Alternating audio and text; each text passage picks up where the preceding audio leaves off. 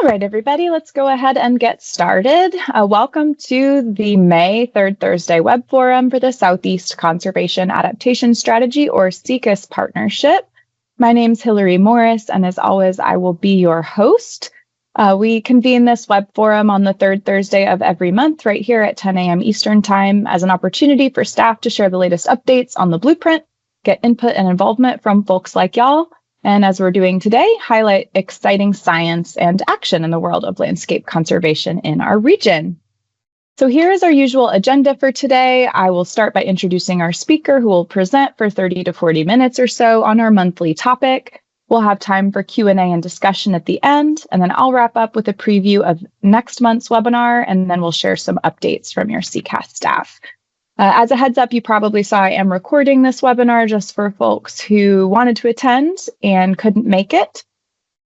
Any questions or comments before we get started?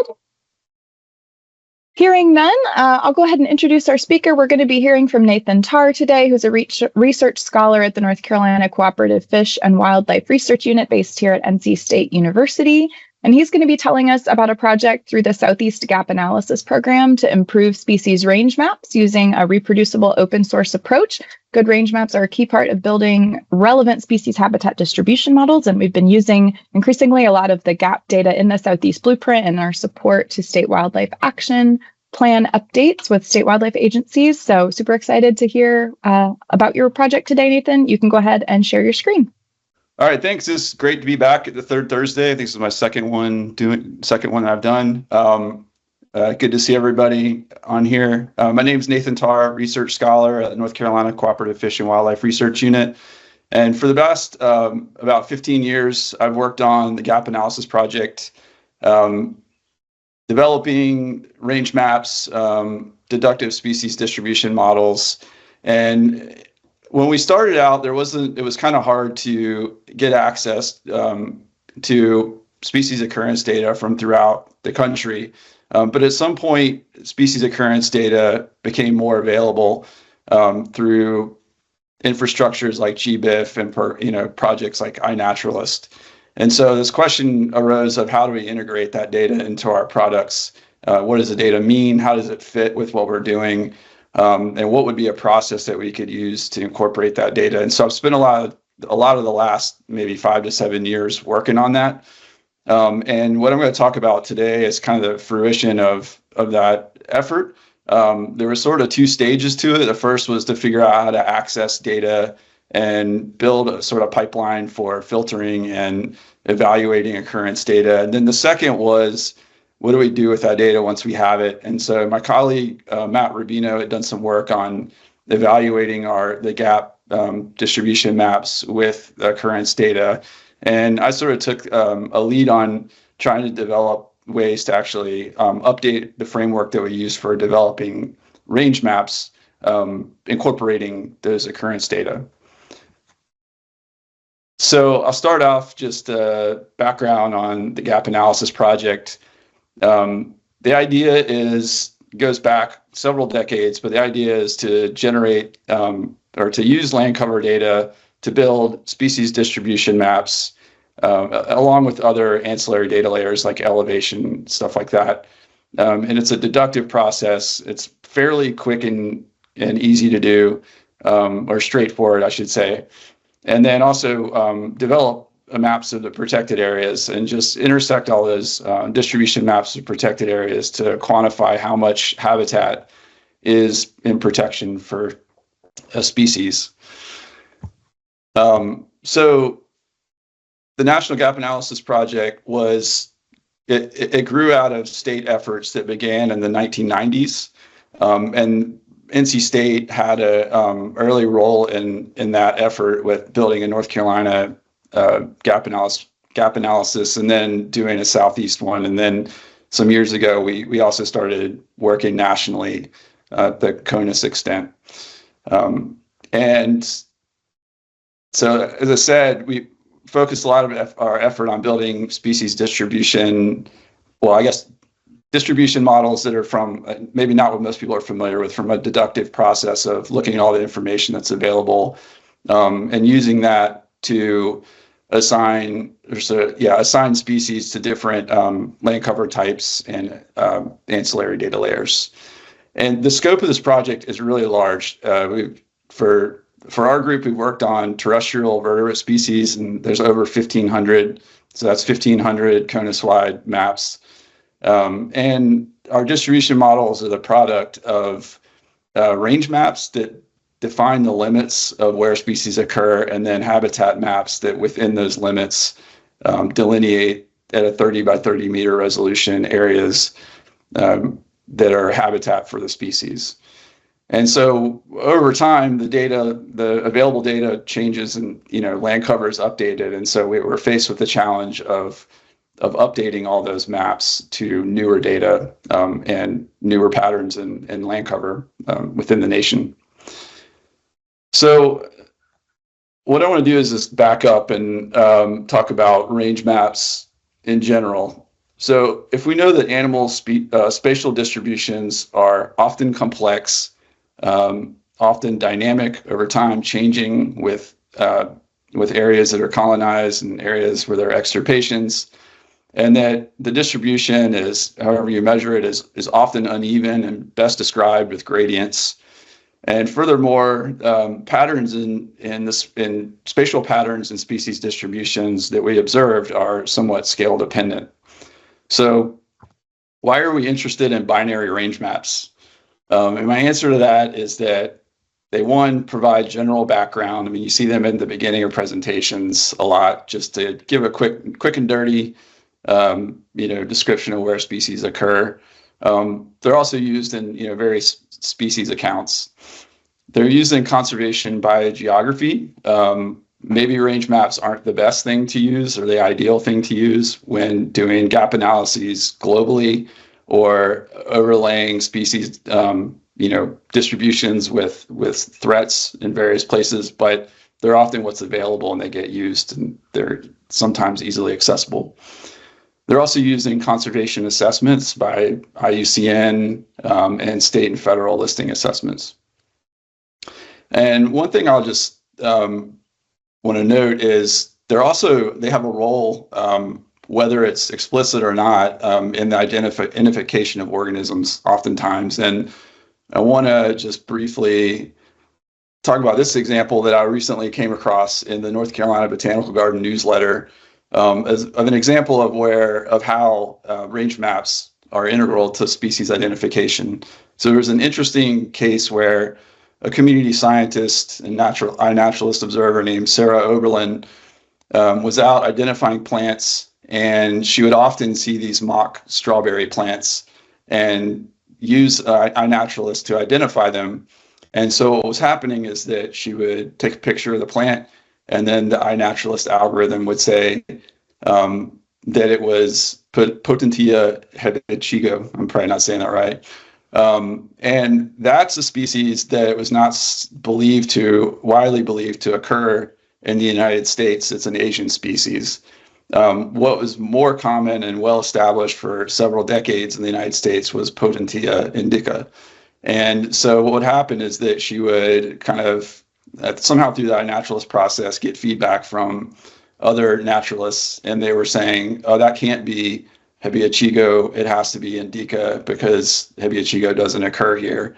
But then she got more curious, dug in, did some plant pressings, consulted with herbariums, and discovered that the Potentia hebechigo was actually in the United States. And so it called into question some of the organisms, the plants that have been identified. And I guess the point of that is just that it was kind of like an implicit piece of information that folks were using in their identification. Finally, binary species range maps are often used to define sampling and modeling frames for statistical, they're like inductive models.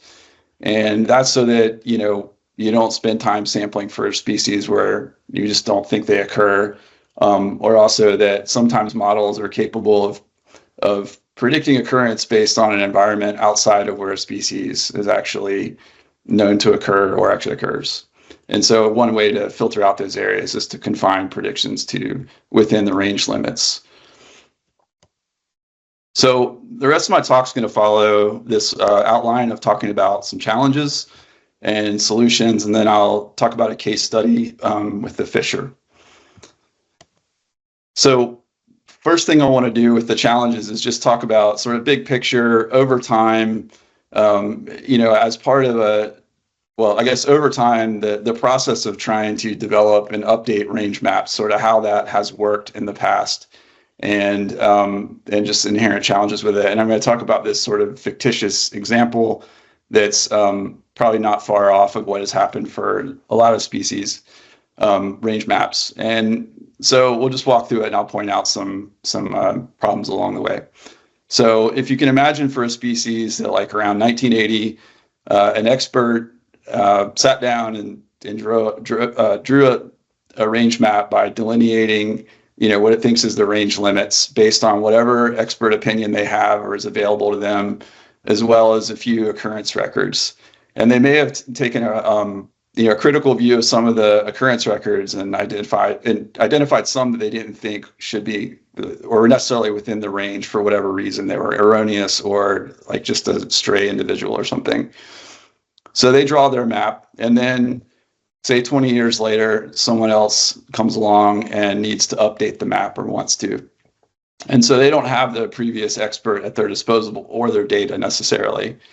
And what they do have is some different data, expert opinion to consult, as well as maybe other people's range maps that were developed in that 20-year period that they have access to. And so the challenge they're faced with is, how do you sort of synthesize all of this information and make the judgment calls on what how to delineate those areas of range. And I guess what I want to point out with this is that I feel that I've noticed that a large part of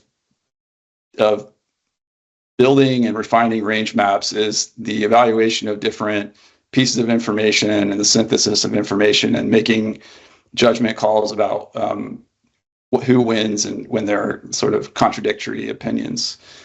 And so in this case, say that the purple polygon is what the mapper comes up with or decides is appropriate.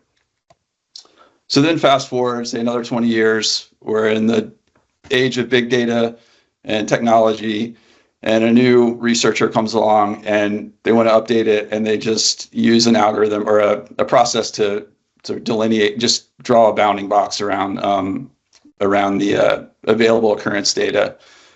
And that's all good and fine. But what you notice here is that we've got three different polygons, three different representations of what the species range is.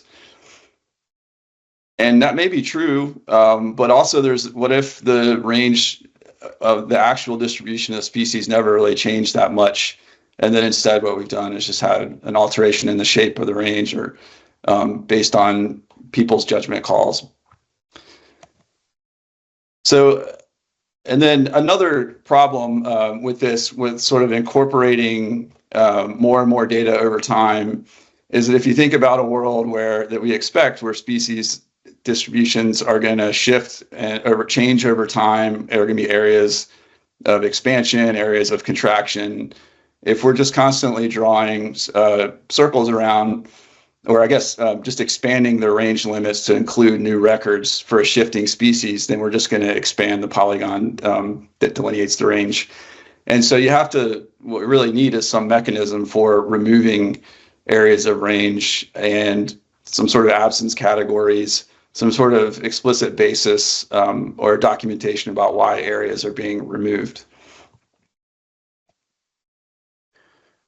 So the next big challenge is just the workload of dealing with all of the data that's available. So for the wild turkey, we had a pretty detailed range map to base our data on. I think it was from the Wild Turkey Federation, and it's pretty detailed. And then there's also millions of wild turkey records available from GBIF and eBird. And so you can see that they generally kind of agree, but there are some areas where there's disagreement. And it raises questions of who's right, or what do we want to run with moving forward. And if you just look at the number of locations where there is disagreement, it's a lot for one person or even several people to manually deal with. And then add into the equation that there's also information available in scientific literature that may, reflect about what where a species occurs or doesn't occur. And so that's another source of information to incorporate. And then finally, we have predictive models now of species distributions from organizations like Cornell and eBird. And so that presents another question of how do we, in what cases would we want to fill in the gaps with those predictive models, or would we use those predictions to override what the other data are saying, or in what cases do they all align and everybody agrees that the species is there? If we back up to the issue of the occurrence data alone, a couple issues I want to, talk about with that are, so for one, it's just a lot of data to manage. There's a lot of records. That just means you have to have some sort of automated processes to manipulate the data to be what you need, or just to wrangle it. And the other thing is that species occurrence records have a locational uncertainty surrounding them. And if out of all the things that you can pull from GBIF, there's a lot of variety in the spatial precision of the point, or the uncertainty around where the individual was that was actually recorded. And the easiest, it's most simple example of why this occurs is like eBird allows traveling counts. So if somebody travels 10 miles on a checklist and puts in one wild turkey, then you get one coordinate in that, and then the uncertainty of where in that 10-mile area, well, where was the 10-mile track near that coordinate, and where was the actual individual that was recorded. And so that requires some work to deal with, or some sort of process. And the other thing is that species don't stay within their range limits. I mean, there are cases where birds get blown around the world, and for whatever reason, individuals end up in strange places, and those are considered anomalies. And so for, trying to identify a range map to constrain some other model or something, we may not want to consider those areas. It might seem a little weird to advocate for the conservation of habitat in Pennsylvania for the American flamingo. So in this case, these are records that I pulled down from eBird, via GBIF, and they're just records of where flamingos have been observed. And the polygon that I drew for what we would consider vagrants is not, that was just a crude polygon, just to kind of just show that there are some areas where you wouldn't consider the individuals as being within the range. So next up, I'll just run through some of the more technical issues and just the sort of pillars of this framework that I've developed that I feel like address a way to move through some of these challenging issues.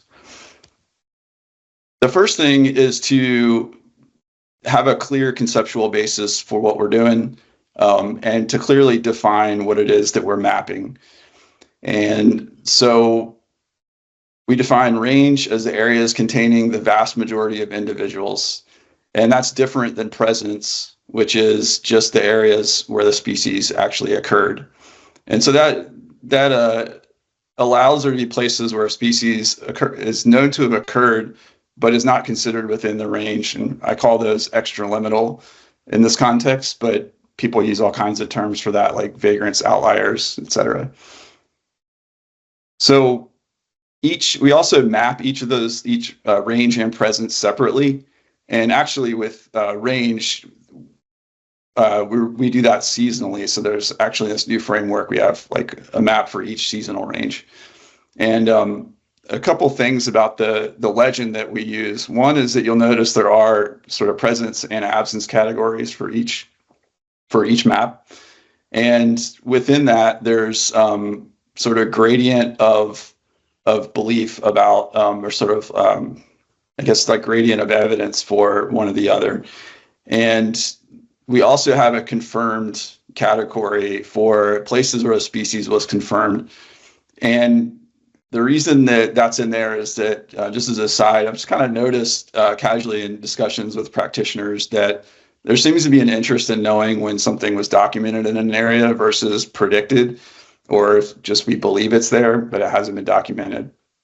And using occurrence data for all this, that information's at our fingertips, so figured we'd incorporate it.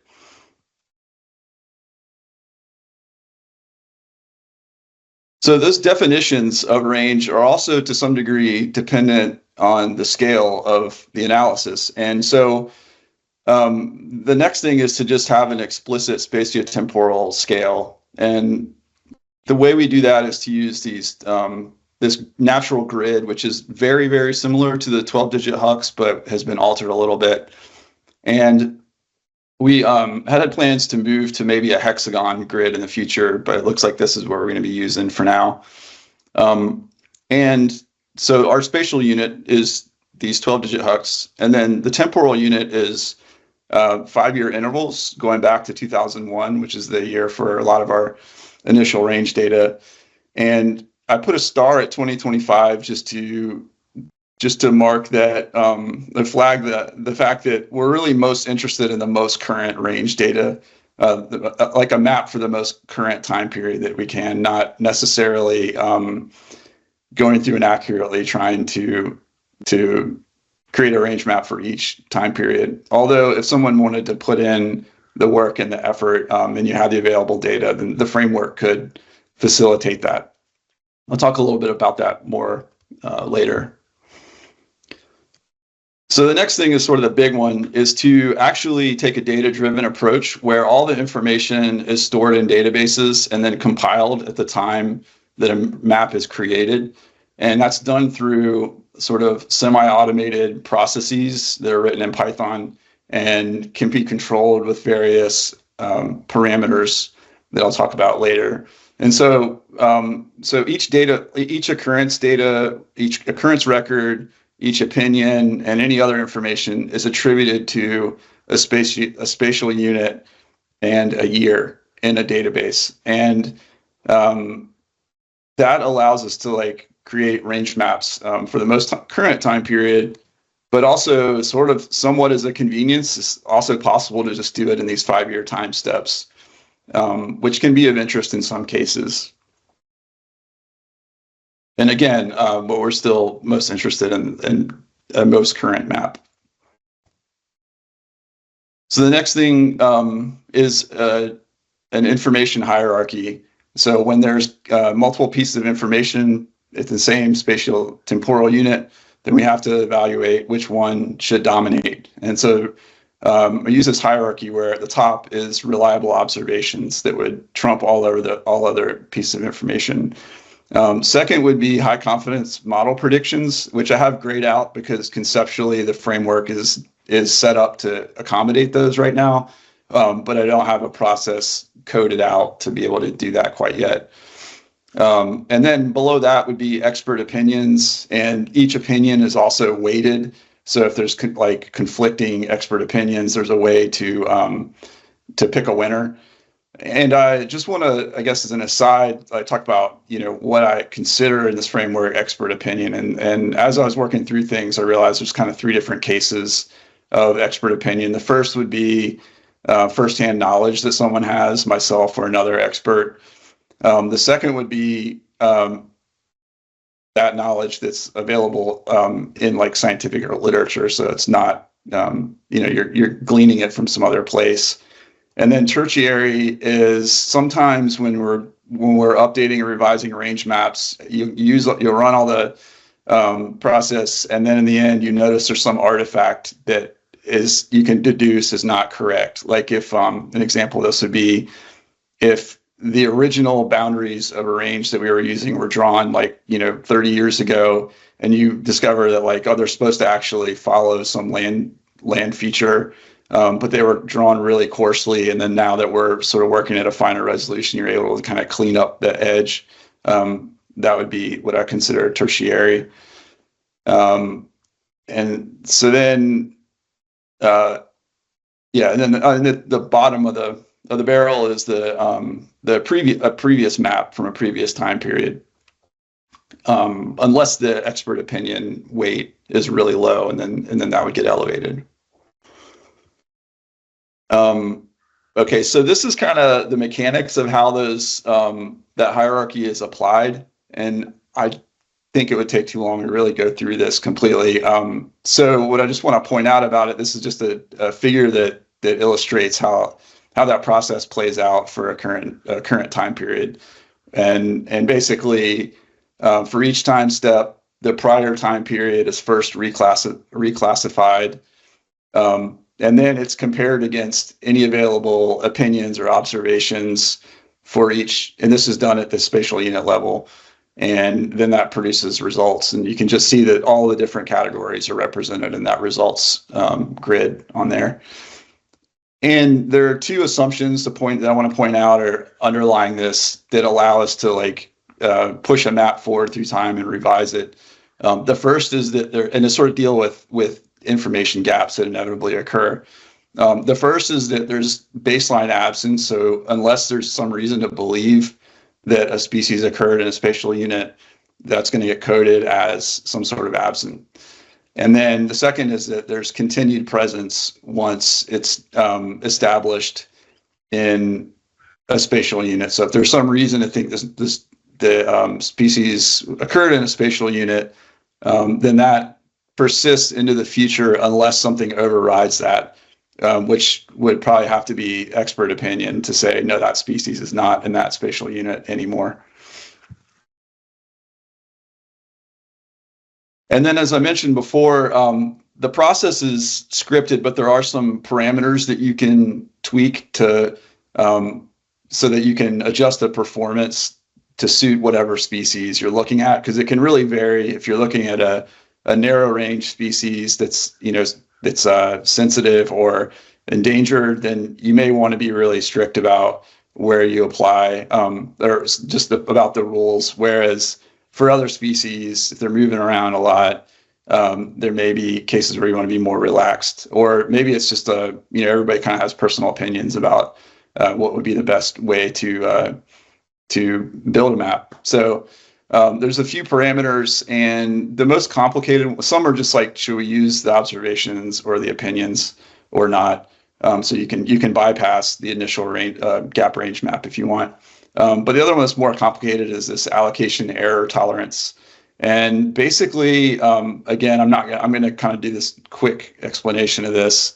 I can circle back to it later if somebody wants. But one of the things that arose early on with thinking about the occurrence data was just that there's a really if you attribute a species to an area that has a certain staying power, so there's a risk of being overly liberal about where you about which spatial units you assign a species to. So I think in some other predictive model capacities, errors, locational error is not really as big of a deal, but for us, it's sort of like once you call a species in a spatial unit, it has the capacity to stay there for a long time. So again, that's sort of bigger issue for some species than others, but it just raises this question of where if occurrence records have this uncertainty around them and they intersect with multiple spatial units, which ones do you assign the species to based on that record?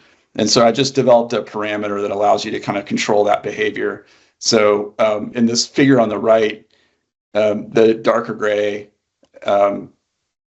this is a grid, and then 3 fictitious or just example occurrence data. And then the gray means that the species was attributed to that grid cell. And so this next slide is just 3 different cases where if you set the tolerance to 0.2, then only one of those grid cells would be included in the range based on that occurrence data. If you set it to 0.6, then it would include all of the grid cells except for one in the range map. And so formalizing this process and coding it into the Python processes is one way to rapidly and process all those occurrence, a million occurrence records against the 12-digit HUCs and identify which spatial units had an occurrence record in them. So just a overall general description of the process. So if I'm gonna build a range map, starts with having to make sure that I'm accounting for all the different taxon concepts that I should from the last 20 years. If you don't, so this is another complicated topic, but basically, taxonomy changes over time. People enter data into GBIF according to the taxonomy at the time that they enter the data. And if that's not updated later when there's a taxonomic revision, then you can have suitable records entered into the database under different names or the same name, but a different concept of sort of where that species occurs generally. And then also you have the capacity to miss valuable records if you don't account for that as well. So then once that is done, then we curate occurrence records. And to do that, I use another tool that I developed and we published with the USGS. It's called the Wildlife Wrangler.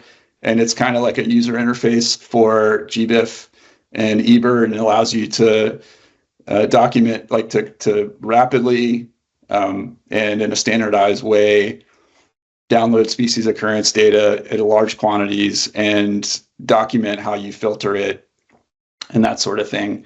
And it's an iterative process, so it's really handy to just speed up that process of, if you have a million records, figuring out which ones you want to keep. Then after that, applying weights to the occurrence records, and that's done with a Python script. You can do it broad brush, or you can actually adjust the weights in the script individually as well. And then registering opinions into a local database, and then setting the compilation parameters. And so once that's done, then there's some automated processes you can run, which you just run one script and it compiles a range map, it tests the output, and then it calculates some change metrics over the time periods.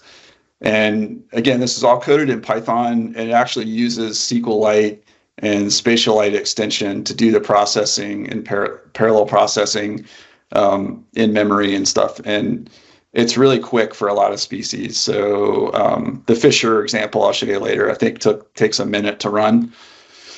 Then finally, you can evaluate the results, and the steps that you can utilize to iteratively refine the range map are the weighting of the occurrence records, dealing with the opinions, and setting the parameters. So the output from the process is a SQLite database, and these are really handy because they're open source, they're lightweight, they're simple, they're really accessible. You can read them with Python, R.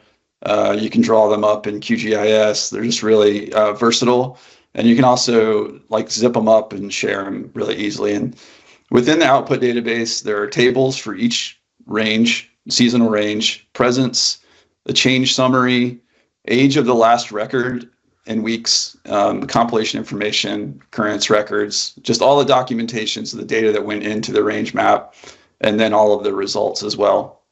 And there's also a figure is generated that depicts the change. So next what I want to do is go through sort of quickly a case study of the Fisher.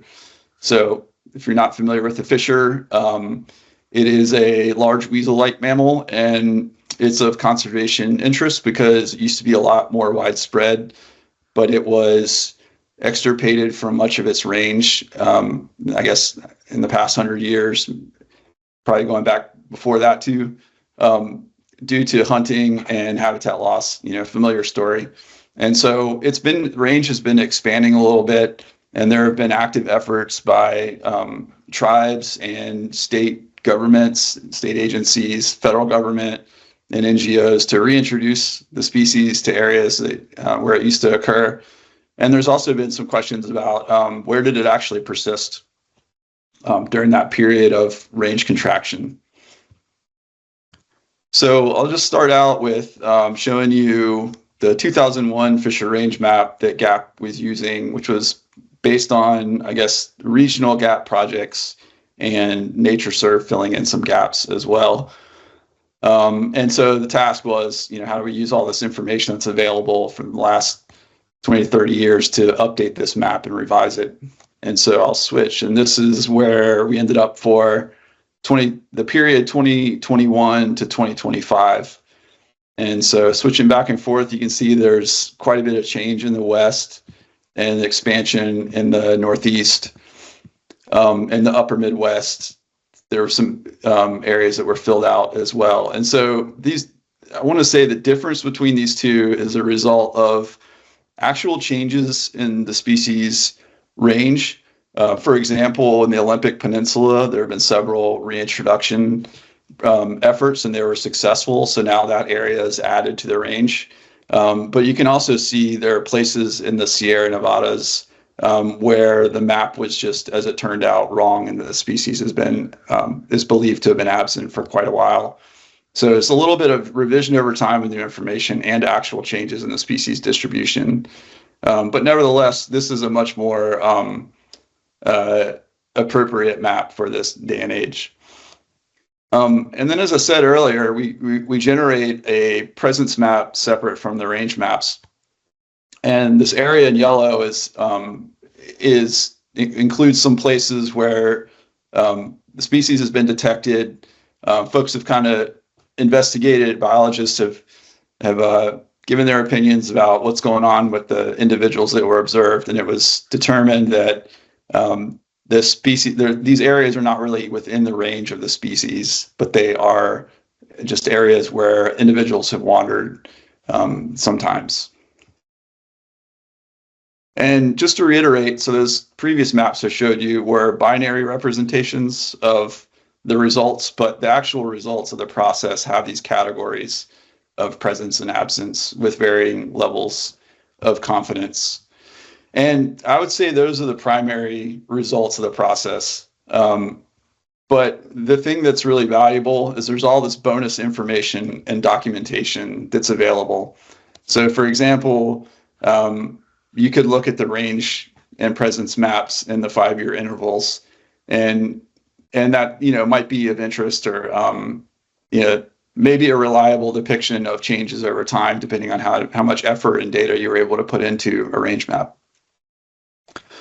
And then, as I said before, there's these range metrics that are calculated. And again, this is like a little confusing and not really as informative as one would hope, because of the confounding of the availability of new information and actual changes in the species, potential changes in a species distribution over decades. But sometimes I feel like these various metrics could be informative. Like, it can tell you if it gives you an idea of just how prevalent the species is throughout CONUS, and whether our ideas about that have changed over time based on the information we have. And then sort of put the amount of change that we might have seen in the maps into context. And I could imagine there are other cases where there's an enormous increase in the availability of data for a species, but it doesn't really change which areas have been documented for the species. So in that case, maybe that means that the increases in data are just solidifying or just building evidence for an area being in places that we already thought it was. Or there could be cases where you're getting a lot of new records and they're consistently from places where the species hadn't been observed or detected, and that would show up in some of these metrics as well. And then also we can just calculate the age of the last record with each spatial unit. And in this case, I think it's interesting because in this sort of upper Michigan area, you can see that the records are really old. But as it turns out, that's because the Michigan Wildlife Agency did some extensive winter trapping in the early 2000s. And that was really beneficial because it provided data that allowed the identification of that area as being within the species range. But you can also see that there hasn't been a lot of follow-up since then. The observations that are used in the process are saved in the output database. So are the range opinions and the presence opinions, and those are assigned to the 5-year periods. And then finally, that initial map is also saved in the output database. The compilation parameters are also in a table available, so you can see what decisions were made. And the two that are kind of actually, I think, really good that may not be obvious at first are just that it's possible to store the reference information in the output, so you can see which papers and which reports, press releases were used to build a range map, and also to give credit to those folks for their contribution to the updated range map. And similarly, because GBIF has a lot of infrastructure in place to deliver the credits and for records along with the data, it's possible to actually include the citations for the data sets that provided occurrence data for the range map. And so in this case, yeah, there were 15 to 20 data sets that contributed. So final thoughts, there's still some loose ends. This whole framework in its current iteration is functional, but it's sort of, the idea was to get just to a working starting point that could be incrementally improved over time. And some big things on my mind with that are coming up with a better, or I guess a more efficient way to evaluate and weigh occurrence records would be really beneficial, just because it's still a heavy lift to try to figure out how you should weigh each record. And then, like I said earlier, it would be, in the future, I would like to be able to incorporate model predictions. And then finally, just the idea that, so most of the maps that we've used this process for have not pulled heavily on external experts, like for primary expert opinion. And I'm just thinking ahead to that situation. It could turn into a situation where there's, you're getting a lot of opinions and there's disagreement, and the process of figuring out who to listen to or whose opinion to go with seems a little bit perilous. But that is part of the game, I guess. And I'm not sure if the Blueprint folks have some familiarity with that. So right now, this all the code and everything to run the process is catered to GAP's data infrastructure. We have internal databases, and it's the process is pulling information from those. But it would be possible to transfer all the code and the database structure to some other project, and that would require selecting a grid of spatial units and then registering expert opinions to that grid and establishing some sort of concept map for the taxa of interest, and then adapting the code. And if anybody was interested in that, I'm more than happy to talk about it with folks. You would probably just want to reach out to me for the range code. But the Wildlife Wrangler is available at code.usgs.gov. So with that, I just want to acknowledge the USGS Biogeographic Science Branch for funding this work for many decades. There have been several people managing the project. Most recently, it's been Mark Wiltermuth, Ken Boykin, and Alexa McCara, so thanks to them. And then my colleagues at NC State and what we call the Biodiversity and Spatial Information Center, which has worked on the North Carolina and National GAP for decades, thanks to those folks. And also just the larger Cooperative Fish and Wildlife Research Unit. And finally, all the data providers that took the time to put this data up, that's available easily through an API and can facilitate this sort of process. So happy to take questions with that. Thank you so much, Nathan. I have a whole new appreciation for the complexity that goes into all of this. And I think it's really neat how y'all are blending quantitative and qualitative information in this reproducible way. This is really fascinating.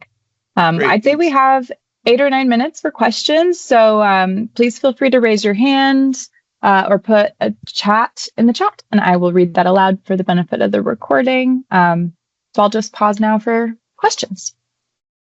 Louise, I see your hand.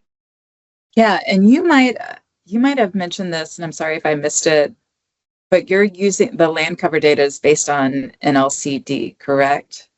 No, it's actually Landfire. Yeah. Okay. And just out of curiosity, like, is there a reason that y'all prefer Landfire? Just their stuff just align better with your work? It has more classes, so you can be more precise in where Gotcha. you attribute species to. I have a question from Blake in the chat, just noting that it does seem like there's still a lot of work that has to be done to prepare the individual records. How long do you think it might take to prepare the data if you were starting from scratch with a new species? This is a cop-out answer, but it's the truth. As much time as you have to put into it. I think that's the reality. It also depends on the species, because for some species there's not that much occurrence data. For others, there's an enormous amount. Yeah, I mean, it's just a fundamental challenge. You know, it's great to have hundreds of thousands of records, but it presents a challenge of what do you do with those records and how do you screen them out? And so, yeah, it could take as much time as you have to spend on, I mean, how granular you can afford to get. And that's why I feel like that's sort of an area that's really, where there could be a lot of value in trying to develop some sort of machine learning or something to weigh records automatically for you.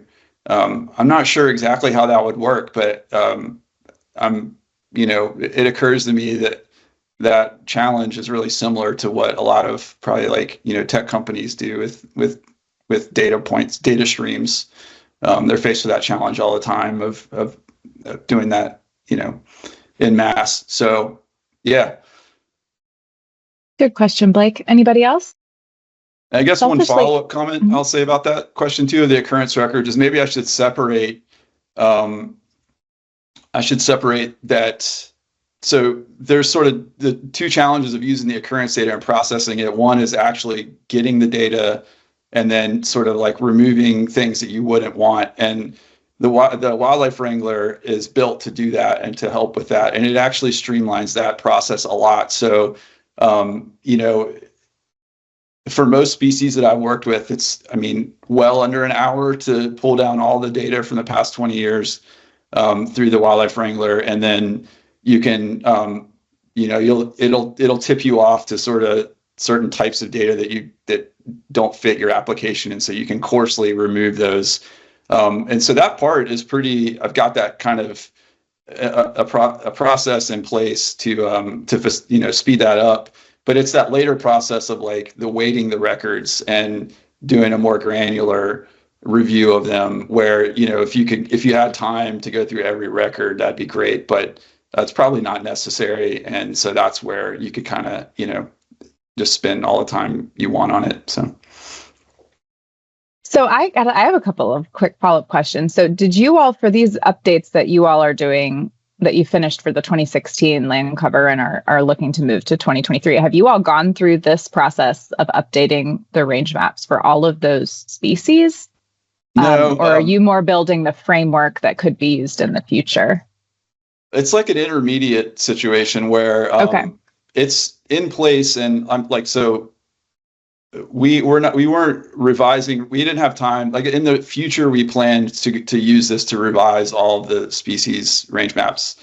But we didn't have time to do that to get the 2016, 2023 up. So we used the existing ranges. But when there were cases, because of taxonomic revisions, we ended up with species concepts that we didn't have a range map for. And so for those, we actually did use this process, except that it wasn't like complete, like we didn't pull down the occurrence data for every species. We just, used like expert opinion kind of basically. Yeah. So it's kind of like in between, but to be honest, the framework has not really been put in practice like on a large scale at this point. So we had hoped to do that in the next few years. Well, fingers crossed that you all are able to find a way to do that. We will be rooting for you as always. And with the expert opinion, are you all providing any, I don't know, recommendations or any lessons learned from when you have applied that for these recent gap updates on kind of the process for eliciting that expert opinion? Like, is someone doing lit review? Are you doing interviews with experts, or is that kind of left up to the discretion of whoever is approaching the new range map process? Well, we certainly document like whatever we did, but mostly so far it's been, one of our staff or myself, like doing a literature review. And then like that tertiary, I know that might sound a little like squirrely, but just the reality of it is that sometimes you get done, you look at a map and you're like, there's an error in here. And I know why, you're familiar with maps, how it is. And so sometimes that's a way to really clean things up. Yeah, we haven't really, haven't embarked on trying to elicit opinion. It's really interesting because, I think that endeavor would really benefit from a dedicated, like, sort of treatment of that aspect of the project, so that it's done in a way that doesn't repeat some of the things that GAP had tried in the past and just had a lot of trouble with and found didn't work, and also just sets the project up for for being not running into like pitfalls, and I don't know, just to do it in the best way possible. Because I feel like if you don't put a lot of thought into it, it could really kind of turn into a mess, which I really feel like you guys probably have to have dealt with some of that before. So it would have been it'd be a great collaboration, sort of, your lessons learned, I think, could probably have a lot of value for these maps and stuff. The other thing about that is it's really funny as I've started to talk about the Fisher with some folks who know that species, people have opinions about it. And it's like, so even just having a discussion, there have definitely been things that people have said, or I've just thought to myself, well, if I could just get you to put that in my database, then the map would be better. And I wouldn't really dispute the opinion. So I feel like there's a lot of information, in experts' brains. It's like really valuable if there was a way to get it into a database. So, but again, with that, it's like as much time as you want to spend, you could spend on it. So. Yeah, it's partly why I was asking you. We just spend a lot of time thinking about how to do expert validation of data-driven products, and it would just be really cool to dig into that more. Yeah. So I'm going to move us along just to a preview from. Oh, that's so sad in the chat. Oh no. I'm going to just share a preview of next month's web forum so you all know what's coming next. And then I want to give Rua, our interim SECAS coordinator, an opportunity to share some quick updates from SECAS staff. So the next web forum is going to be in July. The June web forum coincides with Juneteenth, and so we won't be hosting that month. So in the chat, I've put the link to register for the next web forum, which will be July 17th. And this is the rescheduled date for the webinar that was originally scheduled for March, where we were going to hear from Zach Danks, the turkey grouse program coordinator for the Kentucky Department of Fish and Wildlife Resources, who's going to be talking about the Eastern Grouse Working Group that is helping coordinate information on recovering and managing the eastern grouse. So this is going to be a great webinar in July, and I encourage you to register and tune in.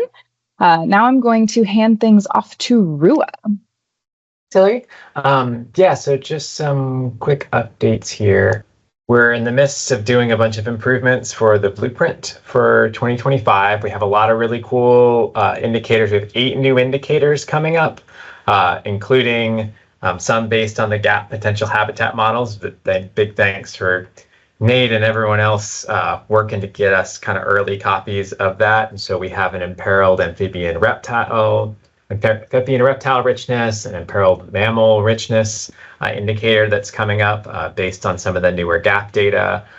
We have a number of new Caribbean indicators related to imperiled species, access to parks, and mangrove migration that are coming up. And then 4 other new indicators, grassland and savanna restoration, so focused on places that are historic but aren't currently grassland and good opportunities.